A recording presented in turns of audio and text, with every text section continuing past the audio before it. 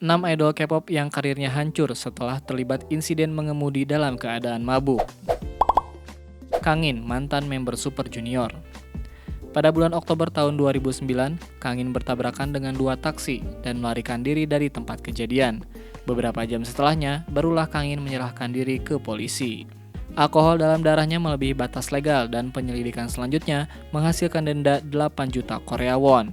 Setelah itu, di tahun 2016, tepatnya bulan Mei, Kangin juga mengalami kecelakaan akibat berkendara dalam keadaan mabuk. Saat itu, ia menabrak tiang lampu, lalu menyerahkan diri setelahnya.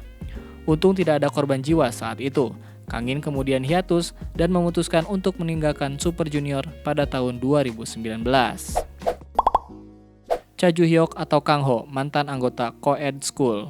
Pada tahun 2016, Cha Ju-hyuk diadili atas tuduhan pelanggaran Undang-Undang Pengendalian Narkotika dan dijatuhi hukuman 1 tahun 6 bulan penjara. Ia didakwa atas tindakan mengonsumsi ganja, ketamin, dan ekstasi sebanyak 13 kali di Korea dan Belanda.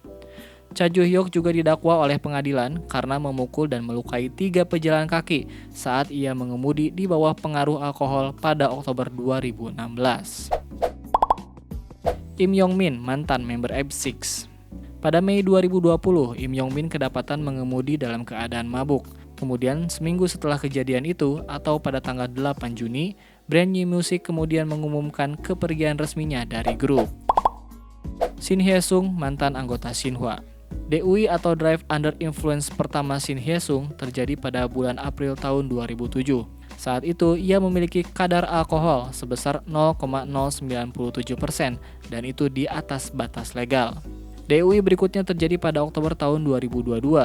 Ia ditangkap karena mengemudi dalam keadaan mabuk setelah ketahuan tidur di dalam kendaraan yang dilaporkan sedang dicuri. Saat itu, Hye-sung menolak melakukan tes breathalyzer dan akhirnya menerima hukuman 6 bulan hingga 2 tahun penjara. Theo, mantan member DKB.